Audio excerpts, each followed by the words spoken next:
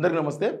కేటీఆర్ పైన ACB case, కోర్టులో petition, తర్వాత కోర్టులో జరిగిన విచారణ, కోర్టు ఇచ్చిన తీర్పు 30 తారీఖు దాకా అరెస్ట్ చేయొద్దు, మీరు ఇన్వెస్టిగేషన్ కొనసాగించండి, లేకపోతే కేటీఆర్కు లబ్ధి చేకూరినట్లు దీనిలో కేటీఆర్కి ఏదో పైసలు వచ్చినట్లుగా మీ దగ్గర ప్రూఫ్ ఏముందంటే అడ్వకేట్ జనరల్ తెల్లముఖం వేయడం, చూపించలేకపోవడం, ఇదంతా కూడా మనం చూసినాం.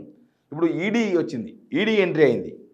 ఈడీ ఎంట్రీ కావడాన్ని సరే రాజకీయంగా రాజకీయ పార్టీలు ఏమైనా మాట్లాడుతుండొచ్చు, కానీ ఒక ఇష్యూ వచ్చినప్పుడు, ఒక మనీ ట్రాన్సాక్షన్కి సంబంధించిన కేసు వచ్చినప్పుడు ఏ స్టేట్లో అయినా సరే ఈడీ ఎంట్రీ అయ్యి విషయం తెలుసుకోవడానికి కూడా ఎంట్రీ కావచ్చు. ఈడీ వచ్చిందంటే మొత్తం విచారణ చేసి కేసులు వేసి అరెస్ట్ చేస్తారని కాదు, అసలు ఏం జరిగింది అని తెలుసుకునే ప్రక్రియలో భాగంగా బహుశా ఈడీ ఎంట్రీ అయ్యి ఉండొచ్చు. దీనిలో కొంచెం పొలిటికల్ ప్రోద్బలం కూడా ఉండొచ్చు. ఎందుకంటే ఇక్కడ బీజేపీ కాంగ్రెస్ వీళ్ళిద్దరూ కేటీఆర్ను టార్గెట్ చేసిండ్రు. ఎప్పటి నుంచో చూస్తున్నాం కదా, బీజేపీ నుంచి చాలామంది నేతలు కేటీఆర్ని ఎందుకు అరెస్ట్ చేయరు, కేటీఆర్ని అరెస్ట్ చేస్తారా చేయరా, కేటీఆర్ను జైలుకు పంపిస్తారన్న నమ్మకం మాకుంది, రేవంత్ రెడ్డి సమర్థుడు, ఇట్లాంటివన్నీ బీజేపీ సైడ్ నుంచి చాలా స్టేట్మెంట్స్ వచ్చినాయి. ఇంకా కాంగ్రెస్లో కేటీఆర్ని ఎట్లా అరెస్ట్ చేయాలి, ఏ కేసులో అరెస్ట్ చేయాలని మీద చాలా కసరత్తులు జరిగినాయి, చాలా కేసులు ఆయన చుట్టూ తిప్పే ప్రయత్నం చేసిండ్రు, కానీ కుదరలే. ఫైనల్గా ఈ కేసు తీసుకొచ్చి కేటీఆర్ మీద పెట్టిండ్రు. కోర్టులో అది వీళ్ళ వీక్నెస్, ప్రభుత్వం వీక్నెస్ ఏందనేది మనకు అర్థమైంది. ఇక కోర్టు విషయాలు అవన్నీ అట్లుంటే మన మీడియా సంగతి ఒకసారి చూద్దాం. ఏమైందంటే మొన్న చూసాం కదా, పేపర్లు కేటీఆర్ అరెస్ట్ అని, కేటీఆర్కి నోటీసులు ఇచ్చారని, కేసు బుక్ అయిందని రకరకాల బ్యానర్ ఐటమ్స్ రాసినాయి. నిన్న కోర్టులో గవర్నమెంట్ ఇరుక్కపోయింది. కోర్టులో వీళ్ళు ప్రాథమిక ఆధారం చూపించలేకపోయారు కదా, వాళ్ళు ఈరోజు వార్తలు మొత్తం తిప్పేసినారు. మీరు ఎన్ని పేపర్లను చూడండి, ముఖ్యంగా కాంగ్రెస్ పేపర్లు, కాంగ్రెస్ వార్తలు గట్టిగా రాసే పేపర్లు, అసలు అది లేనే లేదు. ఇంకో ఇది రాశారు, కేటీఆర్ పై ఈడీ కేసు, అసలు కోర్టులో జరిగిన వార్తనే రాయలేదు. వీళ్ళైతే ఫస్ట్ పేజీలో వార్త లేదు, ఇంకో ఈడీ రాసి ఫస్ట్ పేజీలో, సెకండ్ పేజీలో 30 వరకు అరెస్ట్ చేయొద్దని చిన్నగా రాశారు, ఇంత రాసిండ్రు. తర్వాత వీళ్ళు కూడా ఈడీ కేసే రాసిండ్రు. అసలు కోర్టు కేసు ఇక్కడ రాసిండ్రు. ఏసీబీ దర్యాప్తుకు హైకోర్టు ఓకే, మరి అసలు ప్రాథమిక ఆధారాలు చూపించలే కదా, ఆ వార్త మాత్రం రాయలేదు. దీని వల్ల చూస్తే ఏమవుతుందంటే ప్రభుత్వం దీనిలో డైలమాల పడ్డది అనిపిస్తుంది. ప్రభుత్వం డైలమాలో పడ్డది. ప్రభుత్వం కనుక దీనిలో డైలమాల పడకుండా ఖచ్చితంగా అఫెన్స్లో కనుక ఉండింటే ఈరోజు పేపర్లు ఏంటంటే ఖచ్చితంగా ఆ వార్తనే రాసేవాళ్ళు. పేపర్లు వాళ్ళు రాపిచ్చేవాళ్ళు. పేపర్లు కూడా సెకండ్ పేజీకి వెళ్ళిపోయినాయి వార్తలు. ఈ వార్తలు అని అంటే దీనిలో మసాలా ఏముందో, మతలబు ఏముందో మీరు అర్థం చేసుకోవచ్చు. ఇప్పుడు ఏంటంటే ఈడీ ఎంట్రీ అయింది, ఓకే రైట్. ఈడీ ఎంట్రీ అయితే ఈడీ విచారిస్తుందా, ఈడీ నిజాలు తెలుసుకుంటుందా, దీనిలో అసలు మనీ లాండరింగ్ ఎక్కడుంది అనేది ఇంపార్టెంట్. మనీ లాండరింగ్ అంటే బ్లాక్ మనీ వైట్ మనీ కావడం. ఇది గవర్నమెంట్ మనీ, వైట్ మనీ. అక్కడ పోయింది ఒక ప్రపంచ స్థాయి ఛాంపియన్షిప్స్ నిర్వహించే ఒక సంస్థకు, ఎఫ్ఈఓ ఈకార్ రేస్ సంస్థ. అది మన దేశంలో కాదు, రకరకాల దేశాలలో లాస్ట్ 10 ఏళ్ళ నుంచి 10 సీజన్స్ నడిపిస్తున్నారు వాళ్ళు. ఎవ్రీ ఇయర్ దాదాపు ఒక 10 రేసులు నిర్వహిస్తుంటారు. గవర్నమెంట్ నుంచి ప్రైవేటు ఆపరేటర్స్కు లేదా ప్రైవేట్ సంస్థలకు డబ్బులు ఇవ్వడం అనేది కూడా చాలా రెగ్యులర్. అది ఎట్లా రెగ్యులర్ అంటే, ఇప్పుడు మొన్న వీళ్ళు సంవత్సరం అయిందని ప్రజా ఉత్సవాలు చేశారు. ఆ ఉత్సవాలలో ఆ టెంట్లు వేసిన వాళ్ళకో, లేకపోతే పాటలు పాడిన వాళ్ళకో, లేకపోతే జనాలను తీసుకొచ్చిన వాళ్ళకో, తిండి పెట్టిన వాళ్ళకో, వాళ్ళకు అంతా ప్రైవేట్ వాళ్ళే కదా, వాళ్ళందరికీ గవర్నమెంట్ అకౌంట్ నుంచి చెక్కులు పోతాయి, లేకపోతే ట్రాన్స్ఫర్ కొడతారు, సంథింగ్ ఉంటుంది. దానిలో డీడీలు ఇస్తారు, ఒక్కొక్క ట్రాన్సాక్షన్ ఒకలాగా ఉంటుంది. కాబట్టి ఇక్కడ కూడా ఒక ప్రైవేట్ సంస్థకు హెచ్ఎండిఏ అకౌంట్ నుంచి పోవడంలో తప్పేం లేదు. దానిలో ఆ డబ్బులు అక్కడే ఉన్నాయి.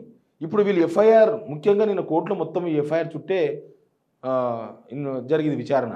ప్లస్ ఈడీ కూడా ఈ ఎఫ్ఐఆర్ మీదనే కేసు బుక్ చేసింది. ప్లస్ కోర్టు కూడా ఈ ఎఫ్ఐఆర్ మీదనే చాలా ప్రశ్నలు వేసింది. ఈ ఎఫ్ఐఆర్లో ఏముంది, మీరు ప్రాథమిక ఆధారాలు ఏమున్నాయి మీ దగ్గర, దీనిలో కేటీఆర్ ఎక్కడ లబ్ధి పొందిండు చూపించమంటే చూపించలేకపోయినారు. అయితే ఎప్పుడైనా సరే 2 చేతులు కొడితేనే సౌండ్ వస్తుంది, ఒక చేతిలో మనకు సౌండ్ రాదు. ఇప్పుడు వీళ్ళు ఇచ్చిన వాళ్ళు హెచ్ఎండిఏ, తీసుకున్న వాళ్ళు ఆ కంపెనీ కదా. ఇప్పుడు మరి ఆ కంపెనీ కూడా ఎఫ్ఐఆర్లో ఉండాలి కదా, ఆ కంపెనీ పేరు మీద కూడా కేసు బుక్ చేయాలి కదా, వాళ్ళ మీద కూడా కేసు బుక్ చేయాలి కదా. ఇప్పుడు ఒక్కరు కేటీఆర్ మాత్రమే ఎట్లా లబ్ధి పొందిండో చూపించలేకపోతున్నారు. పోనీ ఆ కేటీఆర్ లబ్ధి పొందాలంటే ఏంది, ఆ కంపెనీ కేటీఆర్కి డబ్బులు ఇవ్వాలి, అంతే కదా, ఇంకా వేరే మార్గమేముంది. ఆ కంపెనీ కేటీఆర్కి డబ్బులు ఇస్తే తప్ప కేటీఆర్ డబ్బులు ఇచ్చే అవకాశం లేదు. హెచ్ఎండి అకౌంట్ నుంచి కేటీఆర్కి డబ్బులు పోలేదన్న విషయం మీరే క్లారిటీ చేసిండ్రు. హెచ్ఎండి వాళ్ళు పంపింది కరెక్టే, వాళ్ళకి వచ్చినాయని వాళ్ళే వీళ్ళకి లేఖ రాసింది కూడా కరెక్టే కదా. మాకు 2 విడతలు పైసలు వచ్చినాయని చెప్పారు కదా. ఒకవేళ పంపడం తప్ప అనుకోండి, దీనిలో 2 అంశాలు ఉన్నాయి.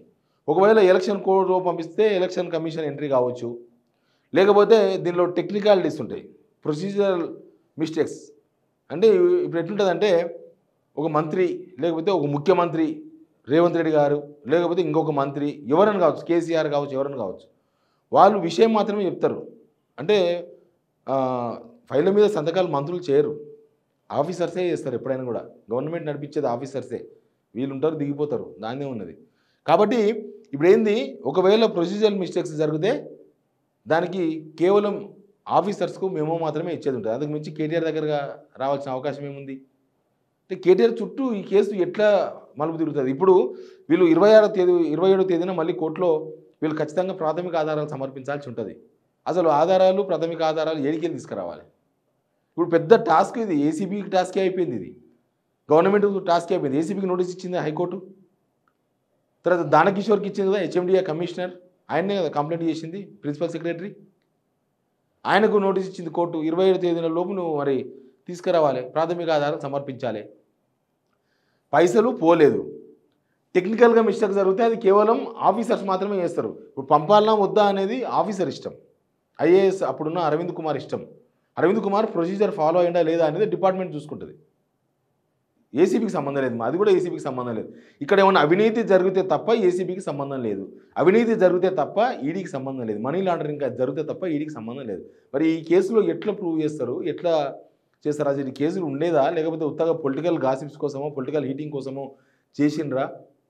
దీనిలో ఏదో ఒక ఆధారం చూపకపోతే చేసి వేస్ట్, కేసులు అయ్యి వేస్ట్, ఉత్తగా అడావిడి తప్ప దీనిలో ఏమి ఉండదు. ఏదో మేము చేసినాం అయ్యింది పోయింది అని చెప్పడం తప్ప కోర్టులు అవి ఇవి అన్నీ ఉంటాయి కదా. ఇప్పుడు ఈ కేసును ఇంటర్నేషనల్ వాళ్ళు కనుక, ఆ ఇంటర్నేషనల్ సంస్థ కనుక యూకేలో కనుక ఆల్రెడీ కేసు ఫైల్ చేసింది, యూకే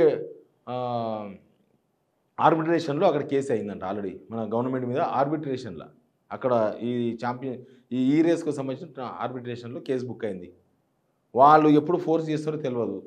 అంతకుముందు రష్యాకు ఫైన్ వేసిండ్రు $3 మిలియన్. అట్లాంటి డాలర్లు కనుక మనం వేస్తే సచ్చి కూర్చుంటాం. అసలు దీనిలో ఈ పర్టికులర్ కేసులో కేటీఆర్ మీద కేసులు పెట్టుకుంటే ఆయన చాలా దోసుకున్నాడు, అవి చాలా ఆరోపణలు చేసినారు. అవన్నీ వదిలేసి ఈ 46 కోట్ల కేసు, 46 కోట్లు పెద్ద అమౌంటే, కానీ ఆ పైసలు అక్కడ ఉన్నాయి. ఆ పైసలు విత్డ్రా చేసుకోవాలన్నా, ఆ పైసలు ముందుకు ఇంకో కొన్ని పైసలు కట్టి ఈ రేస్ నిర్వహించాలన్నా అనేది గవర్నమెంట్ ఇష్టం. ఒక్కొక్క గవర్నమెంట్ విధానం ఒకలాగుంటుంది. ఆ గవర్నమెంట్ విధానం అట్టున్నది. ఈ గవర్నమెంట్ విధానం రద్దు చేసుకుంటే అది గవర్నమెంట్ విధానమే తప్ప దీనిలో ఎవరికి ఏమవసరం ఉంది? ఆ కంపెనీలో ఏమన్నా కేటీఆర్ చుట్టాలా, లేకపోతే ఆ కంపెనీలో ఏమైనా రేవంత్ రెడ్డి శత్రువులా? రేవంత్ రెడ్డి కేటీఆర్ను ఇరికించే ప్రయత్నంలో భాగంగా ఇదంతా ఏదో ఒక రౌండప్ చేస్తే కోర్టులో తేలిపాయి కదా, కోర్టులో ప్రాథమిక ఆధారం చూపలేకపోయినరు. అసలు ఈ కేసు అంతా కూడా జనాలకు ఇప్పుడిప్పుడే అర్థమవుతుంది. అంతా గజిబిజి గవర్నమెంట్ కావాలని చేసిందా అన్న చర్చ జరుగుతుంది. గవర్నమెంట్ ఈ అంశం మీద వాళ్ళు ఎట్లయితే మాట్లాడుతున్నారో, కేటీఆర్ హరీష్ రావు ఎట్లయితే దాన్ని మొత్తం చెప్తున్నారో ఏమేమైందో, అసలు దీనిలో కేటీఆర్ పాత్ర అయ్యిందో ప్రభుత్వం కూడా జనాలకు వివరించి కేసు బుక్ చేస్తే బాగుండే. కనీసం ఇప్పుడు విచారణకు పిలుస్తారో ఏం చేస్తారో అరెస్ట్ చేయడానికైతే లేదు. కానీ ఈ కేసులో వీళ్ళు అబాస్ పాలవుతారేమో అనిపిస్తుంది, గవర్నమెంటే అబాస్ పాలవుతుందేమో. ఈడీని వీళ్ళు పిలిచి ఈడీని ఇన్వాల్వ్ చేయించినరా, బీజేపీలో అత్యుత్సాహంతో ఈడీని పిలిపించారా, ఏమైందో కానీ ఈ కేసుతోన హైదరాబాద్ బ్రాండ్ ఇమేజ్ అవన్నీ పోవడం ఒక పక్క, కానీ దీనిలో అసలు విషయం ఏందో జనాలకి, అసలు ఎక్కడ తప్పు జరిగిందో జనాలకు చెప్పకపోవడం, ప్రభుత్వం చెప్పకపోవడం ఒక ఫెయిల్యూర్గా కనిపిస్తుంది. Please subscribe signal TV.